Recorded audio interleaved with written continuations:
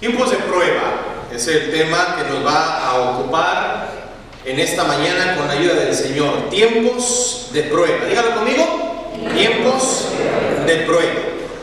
A través de todos estos domingos anteriores hemos estado hablando de que todas las personas invariablemente tenemos problemas. Unos con problemas menores, otros con problemas mayores, unos con problemitas, otros con problemotas. Problemas, situaciones difíciles de la vida, problemas, situaciones adversas que se presentan muchas veces como un obstáculo en nuestra propia vida, obstáculo en nuestro propio caminar diario de la vida, en nuestro propio cristianismo. Problemas que se ponen delante de nosotros como un obstáculo que nos impide crecer espiritualmente. Problemas que nos hacen sufrir. Todos los problemas nos hacen sufrir. Hay problemas que nos hacen sufrir más que otros, pero todos nos afligen. Los problemas, hermanos, nos hacen llorar. Hay problemas que nos hacen batallar, hay problemas que nos hacen sufrir de una manera tremenda. Dios dice con respecto a los problemas que es necesario que pasemos por estas situaciones, que Él llama pruebas. La Escritura llama pruebas. Una prueba es una situación adversa, precisamente, es una situación de aflicción, es un proceso de tribulación. Pedro el apóstol dice en la primera carta de Pedro, en el capítulo 1, en el versículo número 6, que es necesario, que por algún tiempo, si es necesario, tenéis que pasar por diversas pruebas, para que sometida a prueba vuestra fe. Dios prueba la fe. Eso es indiscutible. Pero las pruebas no dejan de doler. Las situaciones no dejan de doler, no dejan de hacernos sufrir. Yo quisiera preguntar a los que estamos aquí esta mañana, ¿tenemos pruebas? ¿Tenemos problemas? ¿Hemos pasado por pruebas? Seguramente que sí. Yo creo que todos diríamos que sí. Si yo les dijera, levante la mano, ¿quién tiene problemas? Oiga, tendríamos que levantar hasta los pies por tantos problemas que tenemos. Y esos problemas, hermanos, cansan, porque nos hacen sufrir. Es necesario que pasemos por pruebas, porque nuestra fe necesita ser probada, ser hallada en alabanza, gloria y honra, dice Pedro. Yo quiero preguntar, ¿qué es fe? Porque nos preguntamos de cuando en cuando, ¿qué es fe? ¿Qué significa fe? Tanto que hemos estudiado de la fe, hermanos. Fe es la firme persuasión basada en lo oído, de acuerdo al idioma original griego. Fe, firme persuasión basada en lo oído. Es la convicción, la certeza incondicional de que Dios existe, de que Dios es real. Entonces la fe, estamos de acuerdo en que la fe es aquello que nos conecta con Dios, ¿verdad, hermanos? Amén. La fe nos conecta con Dios, nos conecta con lo invisible, la fe nos conecta con lo eterno, con lo espiritual. Y las pruebas, hermanos, las más duras, las más difíciles, las pruebas más pesadas que en algún momento de nuestra vida hemos llegado a sentir, estas pruebas tienen la facultad de tomar la fe y romper la fe, destruir la fe, porque así son de fuertes los problemas. Por lo menos las pruebas difíciles, hermanos, estrujan la fe, causando gran dolor en el alma. luego se compone la situación y la fe vuelve a reverdecer otra vez. Y en eso de volver a reverdecer, la fe se hace más fuerte y luego lleva fruto. Y dice la palabra del Señor ahí en Santiago 1, sabiendo que la prueba de vuestra fe produce ¿qué? Paciencia. Paciencia. La paciencia es una virtud muy difícil para el cristiano. Paciencia. Sabiendo que la prueba de vuestra fe produce paciencia, mira, reverdece y trae fruto, produce paciencia. Y luego vuelve el mismo problema, pero ya no nos afecta tanto. No, ya no. Porque la fe, hermanos, se fortaleció. Porque la fe se hizo más aguantadora. Eso es lo que significa paciencia. La fe se hizo más aguantadora. La fe se hizo más paciente.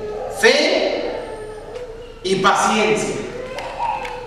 La paciencia es la longanimidad, es el sentimiento de longanimidad, es la idea de aguantar, es la idea de resistir, es la idea, hermanos, de mantener la calma en medio de la situación de tribulación. Es la idea de que en la situación, por muy difícil que ésta sea, la paciencia nos ayuda a mantenernos calmados, bajo control, dominio propio, tranquilos. Y el problema no tiene el control, sino que la fe tiene el control. ¿Van de acuerdo conmigo? ¿Sí vamos de acuerdo? Muy bien.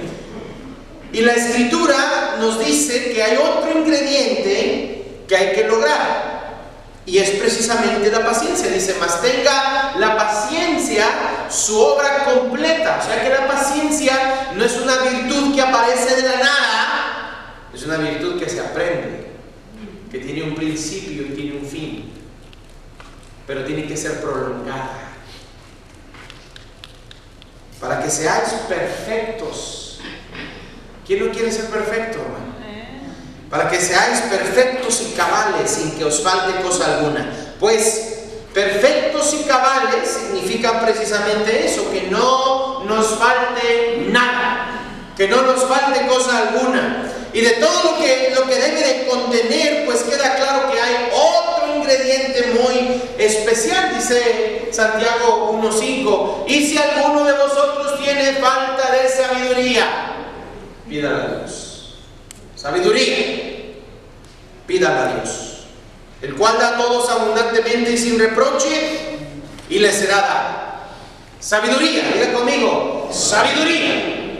A ver otra vez, sabiduría. Este elemento divino de la sabiduría, hemos dicho que la sabiduría significa prudencia. Al menos ese es el sinónimo, prudencia. Sabiduría, prudencia. Es la aplicación correcta de la inteligencia. Sabiduría, hermanos, por su parte, pues es algo que proviene de Dios para enseñarnos a aplicar correctamente el conocimiento que adquirimos aquí. Y aún más que eso, es la sabiduría, el consejo de Dios con nosotros. ¿Estamos de acuerdo, iglesia? La sabiduría es el consejo de Dios con nosotros. Es esa luz que nos acompaña en nuestro andar diario. Es esa luz de Dios que va con nosotros día a día. La sabiduría es la conciencia de Dios, la conciencia divina abrazando a la conciencia humana. Es la conciencia divina abrazando la conciencia humana y creando una forma de pensar y una forma de vivir confinados en eso, en lo invisible, en lo espiritual, en lo eterno, en lo que no se ve, pero existe. Y de alguna manera podríamos decir, ¿no?, que con esto participamos de lo divino, con esto participamos de lo eterno, porque estas virtudes vienen de allá, no vienen de aquí, hermanos, vienen de allá, de los cielos. Y si es así, pues déjenme decirles en el nombre del Señor que la fe y la sabiduría, por un lado, hacen una tremenda mancuerna, hermanos, hacen una tremenda unidad. La fe y la sabiduría. ¿Sabe usted lo que es una mancuerna, no? Los que vamos al gimnasio todos los días sabemos lo que es una mancuerna. Son esas pesas, ¿verdad? Que hay pesas que tienen dos extremos, ¿verdad? Es una mancuerna. Y luego agarramos dos mancuernas. Y luego empezamos a mover los brazos con las mancuernas, ¿verdad? Pues la fe y la sabiduría hacen una tremenda mancuerna. O sea, se unen, van unidas, trabajan simultáneamente, es lo que quiero decir. O hay mancuernas de 5 libras, hay mancuernas de 10 libras, pero los que nos sentimos bien fuertototes agarramos mancuernas de 3 libras mejor, porque sí las tenemos, ¿verdad? Los que no vamos al gimnasio dicen, ¿qué es mancuerna? Hijo de hermano. Fe, sabiduría, unidas para lograr, hermanos, un verdadero cristianismo. Entonces, si hacemos la matemática y decimos que fe más sabiduría es igual a cristianismo real, esa es la idea. Fe, sabiduría es igual a cristianismo verdadero, que esa es la expectativa de nuestro Dios, de usted y de mí. Así nos quiere ver el Señor. ¿Estamos de acuerdo, iglesia? Amén. Cristianos fieles, cristianos sabios y por ende cristianos verdaderos. Ahora tenemos que detenernos un poco esta mañana a entender qué es lo que nos obstaculiza para esto. ¿Cuál es el obstáculo para lograr esto?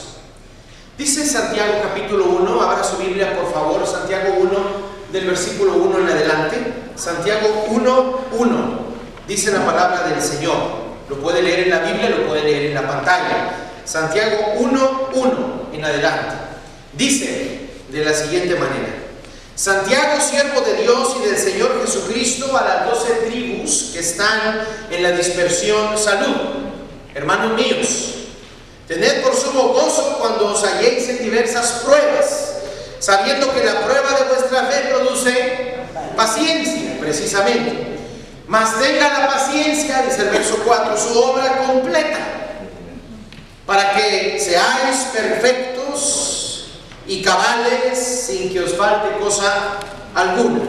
Y si alguno de vosotros tiene falta de sabiduría, pídala a Dios, el cual da a todos abundantemente y sin reproche, y le será dada. Pero pida con fe, no dudando nada, porque el que duda es semejante a la onda del mar, que es arrastrada por el viento y echada de una parte a otra. No piense pues quien tal haga, que recibirá cosa alguna del Señor. El hombre de doble ánimo, dice el verso 8, es inconstante en todos sus caminos. El hermano que es de humilde condición, gloríese en su exaltación. Pero el que es rico en su humillación, porque él pasará como la flor de la hierba. Porque cuando sale el sol con calor abrasador, así como el de Dallas, la hierba se seca, su flor se cae y perece su hermosa apariencia. Así también se marchitará el rico en todas sus empresas. Palabra de Dios. Amén. Mira qué tremenda enseñanza nos ofrece Santiago esta mañana. Parece que el obstáculo principal de este párrafo lo muestra el verso 8. El hombre de doble ánimo es inconstante. A ver, diga conmigo, inconstante. No le vaya a decir al de enseguida porque se ofende. Nada más aquí entre usted y yo. Inconstante en todos sus caminos. Aquí hay algo bien tremendo para todos los hombres. Aquí Dios nos da, hermanos, una lección sumamente poderosa, si la podemos entender. Una lección poderosa que tiene la capacidad inherente y completa de mostrarnos ciertas verdades de parte de Él, verdades maravillosas, como esta verdad maravillosa que vamos a explicar en un momento, que puede hacer la diferencia real entre ser o no ser. Muchas veces hemos pasado por esta escritura, hermanos. El hombre de doble ánimo es inconstante en todos sus caminos. Y yo no sé si usted se ha fijado, pero casi siempre el énfasis lo ponemos en la inconstancia del hombre. Y ahí nos quedamos, en la inconstancia del hombre. y le decimos al hermano inconstante por aquí, inconstante por acá, inconstante por todos lados. Y ahí nos quedamos. Y bombardeamos los predicadores con clases, y bombardeamos con sermones, y bombardeamos con lecciones, tratando de convencer al hombre para que sea más constante, para que sea más activo, para que sea más trabajador, para que sea más fiel, para que sea menos fluctuante. Y nosotros decimos que la base de este problema es el ser de doble ánimo, o sea, ser fluctuante, estar y no estar, prometer y no cumplir, querer y no lograr. O sea, le decimos tibio, le decimos apático, le decimos es usted un cristiano mediocre por el ser inconstante. Y por ahí nos vamos, siempre nos vamos por ahí. No vamos más allá del ánimo. Oh, es que el hermano no logra esto porque no tiene ánimo. Siempre lo interpretamos de esa manera. Y creemos que el centro de esta enseñanza es el ser animados, tomando por verdad que vivamos nosotros un continuo desánimo todo el tiempo, y de ahí que decimos ser o no ser. Pero no es el sentido de lograr, hermanos, sino es el sentido de recibir. Ser animados o no ser animados. Pero miren, hay más que esto. Necesitamos convencernos, necesitamos estar convencidos de que vivimos en una realidad aparte de la otra realidad. Que una cosa es la realidad de lo visible, lo que veo con mis ojos, lo visible, lo material, lo visible, y otra cosa es la realidad de lo invisible. Porque yo no puedo ver espiritualmente, físicamente, yo no puedo ver el amor de usted hacia Dios, ¿verdad que no? No puedo ver físicamente su fe. Puedo ver las manifestaciones, pero no puedo ver en sí la parte espiritual con la parte física. No se puede, no lo puedo ver. Por eso digo, una cosa es la realidad de lo invisible y otra es la realidad de lo invisible. Por un lado ponemos la eternidad y por otro lado la temporalidad o lo temporal. Por un lado lo invisible y por otro lado lo visible. Por un lado lo inmaterial y por otro lado lo material. Dios allá, el hombre aquí. Y ese es el centro del problema, siempre separados. Dios allá, y el hombre acá, aquí. Por eso digo, hermanos, que necesitamos estar convencidos de que vivimos en una realidad aparte de la otra realidad. Aunque siempre hacemos esa separación entre uno y otro, formamos una distancia entre una realidad y la otra. Podemos nosotros leer y ver las verdades que nunca tienen un impacto real en la vida del hombre, porque son dos entidades aparte. Porque las leyes divinas nunca podrán concordar con las leyes físicas. Usted estará de acuerdo conmigo en eso. Las leyes de la lógica humana no están de acuerdo con las leyes de la lógica divina. Porque nuestra experiencia contradice fuertemente lo que la Biblia dice, todo el tiempo. Y tal vez pueda haber un acercamiento entre estas dos partes. Borramos la distancia entre una y otra, y es cuando tratamos nosotros de entrelazar estas dos esferas, lo invisible con lo visible. Tratamos de enlazar esas dos ideas, lo eterno, lo temporal. Tratamos de relacionar, de entrelazar, de unir estas dos esferas, como si tocáramos los bordes de una esfera y otra y tratamos de unirlos. Y esto nos da como resultado pues varias enseñanzas, varias cosas muy importantes. Es cuando podemos nosotros leer y aún podemos memorizar, podemos usar del lenguaje espiritual porque nos habla nuestro Dios desde aquí. Porque mira, cuando yo digo, hermanos, los amo en el Señor, físicamente les estoy diciendo, los amo en el Señor desde aquí, pero de donde vengo es de allá, porque esta virtud viene de allá. ¿Me explico? La intención con la que les hablo es desde el amor de Dios, que se prueba desde allá. y lo practicamos aquí. Cuesta un poquito de trabajo explicarlo y entenderlo, pero es muy interesante. Podemos nosotros usar el lenguaje espiritual de esta manera y hacerlo parte de nuestro vocabulario diario. Es más, hasta podemos nosotros aplicar directamente la enseñanza en nuestras vidas, pero si nosotros no somos sabios, siempre será una aplicación muy fría y muy despojada de la verdad bíblica.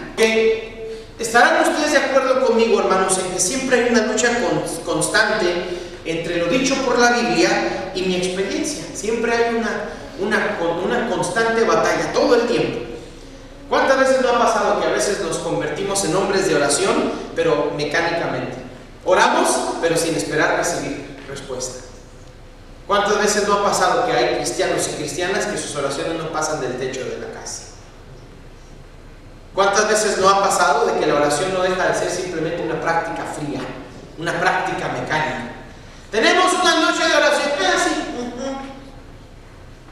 Vamos a hablar con nuestro Dios en la oración. No le vemos mucha importancia, no le vemos mucho valor a eso. Somos aquellos que oramos sin esperar. Somos aquellos que oramos por el enfermo y estamos convencidos de que se va a morir. Como aquel hermano que fue al hospital a ver al hermanito que estaba enfermo, dijo: hermano, pues te ves muy bien, échale ganas, Dios te bendiga, adelante en la batalla, Dios está contigo, hermano. Y sale del hospital, dicen que no duran ni 3 días. Cristianos que no tienen fe. Somos aquellos que a veces pertenecemos a una congregación, pero no nos importa el crecimiento de la congregación. Ese crecimiento lo da el predicador, decimos algunos. No, ¿el crecimiento lo da quién? Dios. No lo soy. ¿Y el crecimiento lo da quién? Dios. Dios, exactamente. Es ese cristiano que no tiene compromiso, que si viene bien y si no viene, pues también.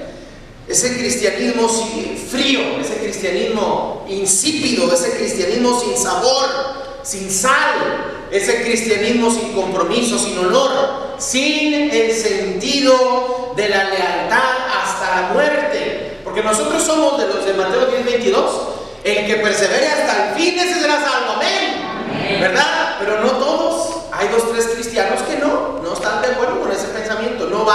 Su vida no va de la mano con ese pensamiento, porque no tienen un compromiso hasta la muerte con el Señor. No se diga a veces nosotros mismos, hermanos. Creemos y aplicamos la literalidad de la Biblia, pero a veces el resultado es muy pobre y muy escueto. A eso se le llama doble ánimo. Doble ánimo, hermanos, literalmente significa de 2 almas. Yo espero que ese no sea su caso. 2 ánimos es igual a 2 almas. Tienen 2 realidades, pero no saben qué hacer con esas 2 realidades. Tratan de conjugarlas, pero no saben cómo esas 2 realidades. Quieren y dicen regirse por Dios. Con su boca dicen regirse por Dios, pero con sus vidas y con sus actitudes niegan a Dios. Por eso, hermanos, el pecado. Por eso la dureza de corazón. Por eso el desánimo. Por eso las quejas. Por eso los chismes. Por eso los odios. Por eso los problemas entre las personas. Y la solución, Dios la presenta en la propuesta inherente de ser de un solo ánimo. Miren qué interesante es esto. Un solo ánimo. Que no haya 2 y que mucho menos haya distancia entre las 2. Un solo ánimo. Quiere decir que somos llamados, usted y yo, somos llamados a pensar en una sola realidad. No son 2 realidades, es una sola realidad, pero con 2 partes. 2 partes, pero es una sola realidad. Ejemplo, vamos a suponer que yo llego de invitado a su casa y luego estoy en la entrada principal, es una entrada grande, ¿verdad? Un cuarto grande, y luego oscurece, es de noche, y luego de repente viene un apagón. así drásticamente se apaga o se va la luz.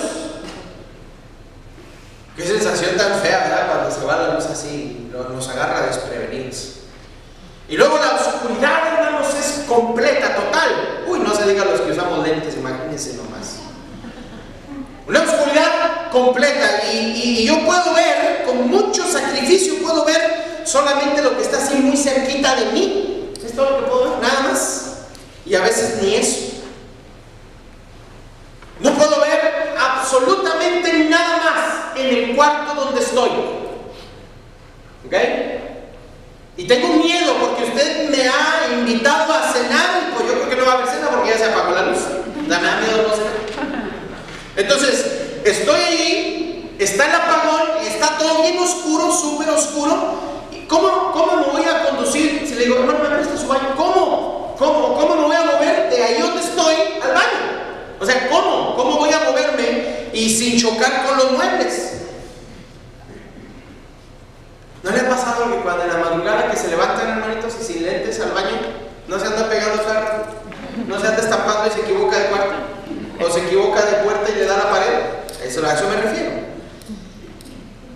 ¿Cómo puedo yo caminar sin tropezar? Y de pronto, hermanos, llega un relámpago, de esos tremendos relámpagos, esos que nos encantan ver aquí en el área de Dallas, que hace mucho no ha pasado. Y dura como un par de segundos. Es una luz, hermanos, magnífica. Su luz es muy magnífica. Dura como unos 2 segundos. Pero en esa luz, durante esos 2 segundos, yo puedo ver todo lo que me rodea. Puedo ver claramente lo que me rodea. Puedo ver el cuarto entero, puedo ver la entrada, puedo ver a todos los que están ahí conmigo, puedo ver qué cantidad de muebles hay, puedo ver los cuadros sobre la pared, puedo ver las ventanas, puedo ver las puertas. Y luego vuelve otra vez la oscuridad. Pregunta: ¿porque ya no puedo ver las cosas quiere decir que no existen? No, por supuesto que no. Existen.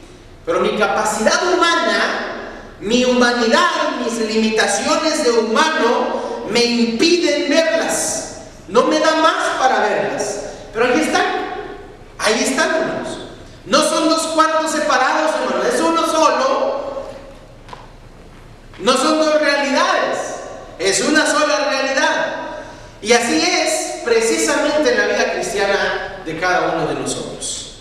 Hoy somos capaces de ver únicamente lo material, esto que se puede tocar y ver, donde siempre ponemos nuestra confianza. Aquí, la cartera, lo que puedo tocar. Y si no hay billetes, pues aquí está el plástico que para algo ha de servir.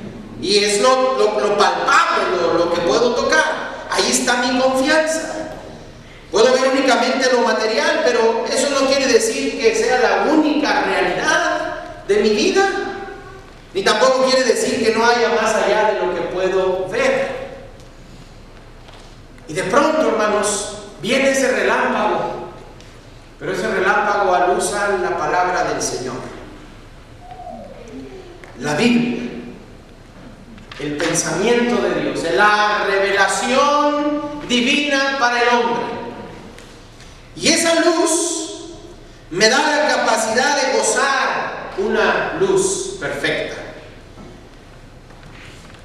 En ese rayo, en ese flechazo se ilumina todo el completo de mi vida espiritual. Y de pronto, hermanos, por eso cada vez que abro la Escritura puedo ver a Dios. Cada vez que estoy en contacto con la palabra puedo ver su trono. Puedo ver, hermanos, las moradas celestiales. Puedo ver la eternidad misma. Puedo ver los cielos. Puedo ver los ángeles. Puedo ver a Cristo. Amén. No físicamente, hermanos, estoy hablando espiritualmente. Puedo verlo. Puedo ver que mi realidad humana y mi realidad visible es solamente un pequeño lugar temporal. Temporal, hermanos. Temporal en medio de la eternidad. No son 2 realidades, es una sola realidad con 2 partes. La parte física, donde soy capaz de ver solamente con mis ojos físicos, y la parte mucho más grande y mucho más magnífica, que es la parte eterna, de la cual soy como humano incapaz de percibir. No puedo percibirlo a través de mi aparato sensorial, de mis 5 sentidos. Pero cuando yo comienzo a entender esto, hermanos, cuando yo comienzo a ver todo este panorama que me ofrece el Señor, un panorama único, un panorama singular, es un panorama sin igual, hermoso. Con razón decía mi hermano Bruno Valle en uno de sus libros que escribió, los 23 errores que no debe de cometer el cristiano. Dice que los pies deben de estar sobre la tierra y los ojos en el cielo. Los pies sobre la tierra, hermanos, pero los ojos en el cielo. Vamos a caminar la vida en la tierra, vamos a enfrentar problemas, vamos a enfrentar situaciones, vamos a tener que enfrentar circunstancias difíciles en las que no queremos estar, pero no son 2 realidades, es una sola realidad con 2 partes diferentes. Por eso cuando viene el problema, el cristiano lo enfrenta con sabiduría. Por eso cuando viene la prueba, el cristiano la enfrenta con fe. Por eso cuando el Señor me da la oportunidad de caminar por esa vereda que se llama el Señor Jesucristo, el camino, hay un sentimiento de amor para con Él y hay un sentimiento de amor para con la iglesia. Una sola realidad con 2 partes.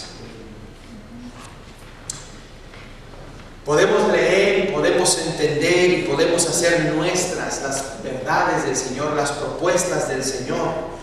Por eso, hermanos, cuando hay pruebas, podemos vencer, ¿verdad, iglesia? ¿No dijo Pablo? Somos más que vencedores por medio de aquel que nos amó, venciendo obstáculos, venciendo las pruebas, venciendo las situaciones. Las situaciones ya no son esas enormes que me tratan de tumbar y me tratan de destrozar, ¿no, hermanos? Ahora nuestra fe, nuestra paciencia, nuestra sabiduría, nuestro amor, nuestro cristianismo verdadero está por encima de cualquier situación, por muy difícil que sea. ¿Quién dice amén? Amén. Y de esa manera podemos nosotros vivir cada día y experimentar cada día más allá de una simple aplicación literal, fría y seca.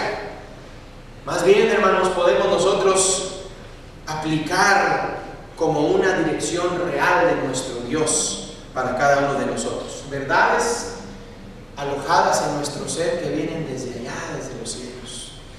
Verdades de Dios que son nuestras verdades ahora. Por eso cuando alguien viene a nosotros y nos dice, fíjese que tengo problemas, hermano, los abrazamos en ese amor del Señor y decimos, mira, no estás solo, Dios te ama, Él tiene poder, te va a ayudar a salir adelante, vas a vencer, porque le estamos dando de esa verdad que hemos aprendido nosotros, que viene de los cielos, y la estamos compartiendo.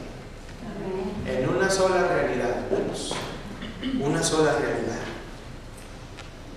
Verdades que vienen de los cielos para alojarse aquí y quedarse aquí, para convertirse en esos generadores de fe. Por eso creemos, por eso estamos convencidos, por eso estamos seguros, porque Dios nos ha dado un cristianismo real, un cristianismo genuino.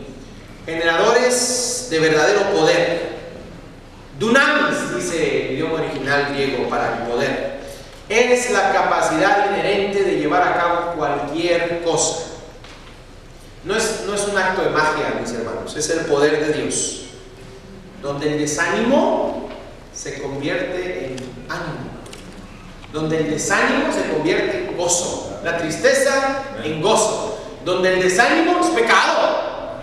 Cuidadito con que ande desanimado. No nos podemos dar el lujo de estar desanimados. Yo me lo he tenido que decir a mí mismo, hermanos y amigos. Cuidadito con el desánimo. Donde la desilusión no existe. Donde los vicios son vencidos en el nombre del Señor en toda nuestra vida. Donde la iglesia, somos una iglesia real, somos una iglesia verdadera. Una iglesia donde nos enamoramos de Cristo. Cada día nos enamoramos del Señor y buscamos amarlo, y buscamos adorarlo, y buscamos agradarlo, y buscamos servirlo. Y dice la Escritura, pero pida con fe. ¿Me fijan? Porque la fe, hermanos, no es para practicarla ya en la eternidad, es para practicarla aquí, en esta realidad. Pida con fe, no dudando nada. ¿Qué pasa con el que duda? El que duda es semejante a la onda del mar, que es arrastrada por el viento y echada de una parte a otra. No piense pues quien te halaga que recibirá cosa alguna del Señor. ¿Entienden ustedes esto, mis hermanos? Mira, Dios es tajante. Esto es cosa seria. Esto es cuestión de vida o muerte, mis hermanos. Y esa es la cosa. Estamos aquí porque queremos recibir de Dios, ¿verdad, hermanos? Amén. Queremos recibir eso que nos falta. Nos gusta mucho la idea de recibir. Sí, nos gusta la idea de recibir el perdón de pecados. Nos satisface la idea de ir con Él y dejar de sufrir. Nos encanta la idea de ir a los cielos por la eternidad. Nos convence la idea de recibir la corona de vida, la herencia celestial. Pero de esto a recibirlo hay una condición. Y la condición que pone el Señor es: no se puede ser de dos ánimos. No puede ser un cristiano de dos ánimos. Porque el hombre de doble ánimo es inconstante en todos sus caminos. Ahora lo podemos entender mejor. El hombre de doble ánimo es inconstante. Seguramente el hombre de doble ánimo no agrada a Dios. Doble ánimo, hermanos, con esto quiero terminar. Doble ánimo es cuando en un momento nos animamos a estar bien cerca del Señor, y luego de repente nos desanimamos para estar sin Dios. Me animo para estar cerca de Dios y luego me desanimo para alejarme de Dios. Me animo para estar cerca de la iglesia y luego me desanimo para estar lejos de la iglesia. Por eso les decía, aquí es en donde se hace la diferencia entre ser o no ser. Pues yo quiero ser de los que son y no de los que no son. Doble ánimo. Yo te invito en esta mañana a que solamente te lleves un ánimo. Que seas de un ánimo. Amén. Yo he tenido que aprender esto, hermano, y a la mala. Y con la ayuda del Señor y con lo poco que el Señor me da, pues les comparto estas verdades porque me han servido mucho a mi vida personal. No estamos solos, iglesia. Tú, hermano, hermana, no estás solo. El Señor está con nosotros en una sola realidad. El día de mañana vamos a ir a enfrentar el mundo. ¿Cómo lo vas a enfrentar? Con un solo ánimo.